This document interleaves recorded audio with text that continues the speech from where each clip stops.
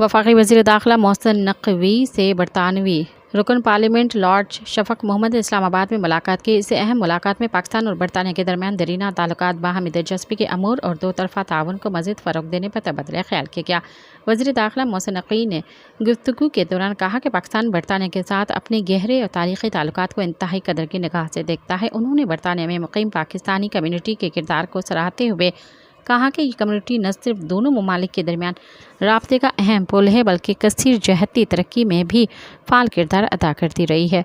मोहसिन नकवी ने इस मौके पर वाज़ेह किया कि दुनिया में कहीं भी अगर कोई पाकिस्तानी किसी मुजरमाना सरगर्मी में मुलव्वस पाया जाता है तो उसका अमल काबिल मज़म्मत है और ऐसे अफराद को वापस लेना पाकिस्तान की ज़िम्मेदारी है।